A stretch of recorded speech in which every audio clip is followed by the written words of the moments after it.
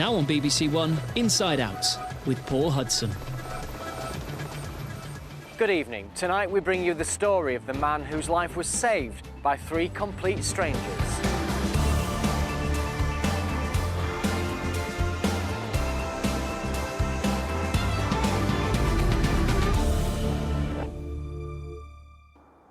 Welcome to Inside Out, I'm Paul Hudson.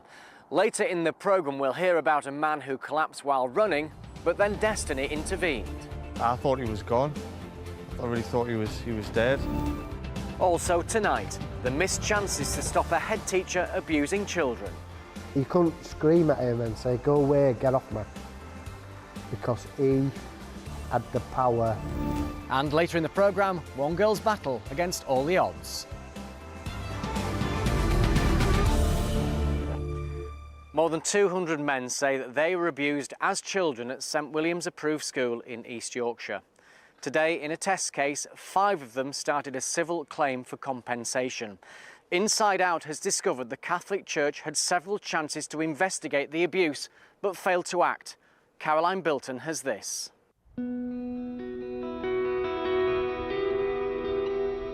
It was a home for troubled boys, but some who came here left more damaged than when they first arrived.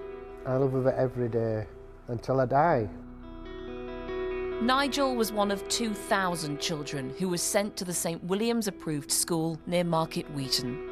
St William's is, to me, the biggest single home where boys were abused that I've ever come across. These were supposed to be religious people who were respected, so nobody questioned what they did. There have been 3 police investigations into abuse at the home. The former principal, James Carragher, is currently serving his 3rd prison sentence for physically and sexually abusing boys in his care. The school's chaplain, Anthony McCallan, was sentenced in January for also abusing boys in the home. But despite this, campaigners feel they're still not being heard. It was all pushed under the carpet for every victim. It's been a long time coming, but today they got what they've been waiting for, the start of one of the biggest compensation claims against the Catholic Church in the UK. The home was run by the Brothers of the Catholic De La Salle Order on behalf of the Middlesbrough Diocese. According to the De La Salle's website, the brothers were committed to the ideals of Christian education, to whom the future could safely be entrusted. Tonight, however, we can reveal how the abuse started in the 1970s, and those who ran St William's had numerous chances to stop James Carragher, but their failure to do so meant that boys continued to be abused for decades. This is where we used to come up, play, enjoy ourselves. Nigel Feely grew up in Bramley in Leeds. He lived here with his grandparents. Up until the age of 12, he had a happy childhood. My friend just a bit further up had Pigeon Hut, and we stayed in there and we used to talk about life, you know, what we're going to do, what we're going to be. I didn't deserve what they did to me. I didn't deserve it whatsoever. It was after stealing some sweets from a local factory that Nigel was placed into care. He was 13 when he was sent to St William's, where he was beaten and sexually abused. They were the most evilest people I've ever met in my life. He takes us swimming. So of course you go into the swimming area, you get undressed.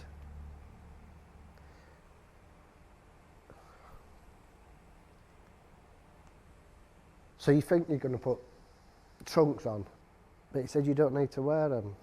He's got children all lined up like soldiers with nothing on. Carragher's there with nothing on. And I thought it really strange when he started coming round and touching, like doctors do.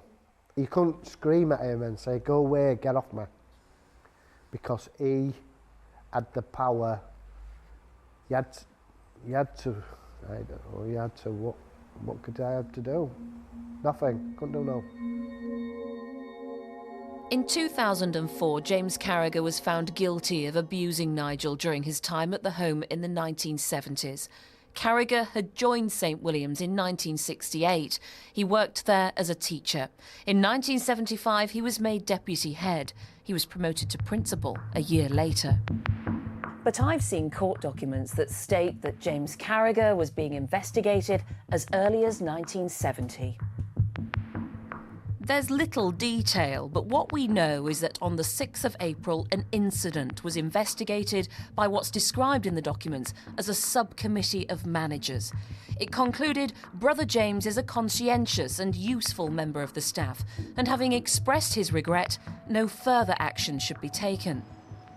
Carragher himself said in court last year that his first sexual offence was in 1972. He further admitted that the abuse continued up to 1980. When questioned by Oliver Saxby QC about his last act of abuse, he replied, 1980. Asked why that was the last time, he said, because I was discovered. When asked if he was challenged about the abuse in 1980, Carragher replied no. Asked if there were any sanctions, no. Oliver Saxby then says, let's be frank, you got away with it. Yes, was the reply. If a person with more scruples had got in earlier and done a proper investigation, Carragher would have been kicked out of the place in the very early 70s. The court heard how it was James Carragher himself who brought in the Catholic Child Welfare Society to investigate the allegation, a process set out in this letter, sent in 1992 to the then Humberside County Council. It says the reporting of incidents came through the principal. In other words, for 14 years, allegations were dealt with by the very man who was carrying out the abuse. He had a gold card to sexual abuse children. It's like giving candy to a baby. Not only did James Carragher get away with it, he was allowed to continue in his role as principal for a further 10 years. On his retirement, James Carragher was awarded the highest papal award. Within a year of receiving this, he was being investigated by Humberside Police. This man worked at the home for many years. He's asked that we conceal his identity. He says it was common practice for James Carragher and others to take boys out on an evening. Both him and Father McCallan and possibly other brothers took children out. And as long as we knew where they were, there were no concerns raised. It was just a normal part of life. There was other brothers came and visited quite regularly, and they would take children out on occasions. But who were we to question that? The deputies were all strong Catholics, so it was a bit of a clique was the senior management structure. We know questions were being asked about James Carragher's conduct as early as 1970, and those running the home continued to be alerted to his behaviour into the 1980s. I've seen a written testimony from a child in 1983 which describes how James Carragher hit the boy on the head with his fist, then dragged and kicked him and pulled him down a flight of stairs. On this occasion, James Carragher was subjected to an internal disciplinary hearing and was given a warning. But despite this, 4 months later, he assaulted another boy. It was a perfect opportunity for abuse. They had complete control of the situation. But if someone knew these investigations were taking place, they must have had an inkling that something was going wrong. Decades may have passed, but many of the boys who came to St William's are still tormented by their time there. Those acting on behalf of the victims say there have been countless attempted suicides. This lady says her partner was haunted by his memories of the home right up to his death 3 months ago. It'd go from like crying uncontrollably, literally tears just dropping off his face, and then walking around with his fist clenched, and he couldn't get away from it. It was like a life sentence for him. Excuse me, would you sign our petition, please, for a public inquiry? The torment for some has been compounded by the fact that they feel they've never been believed.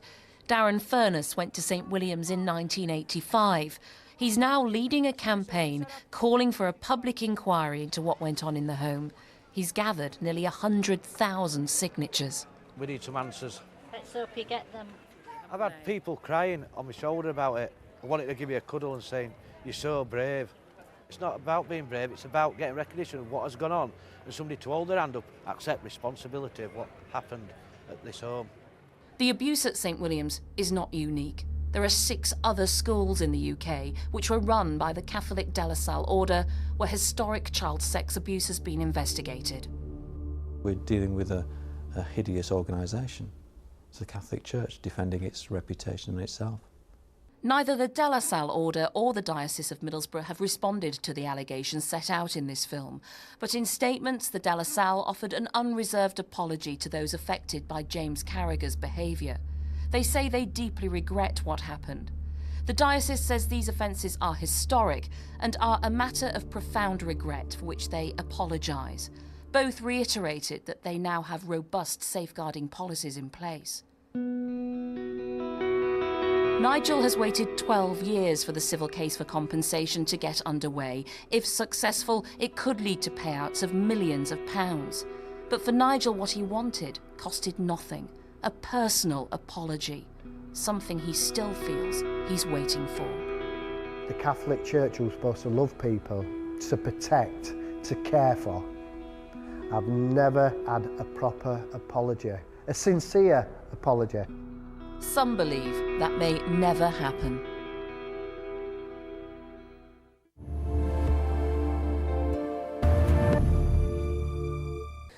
Now, one of the largest compensation claims against the Catholic Church has started at the High Court in Leeds.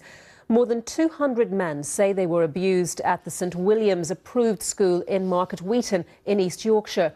The civil case has started with 5 test claims, which, if successful, could lead to payouts of millions of pounds. Well, our reporter Caroline Bilton is at the High Court in Leeds. Caroline, good morning to you. Just tell us, first of all, more about the background to these 5 test cases that are being heard.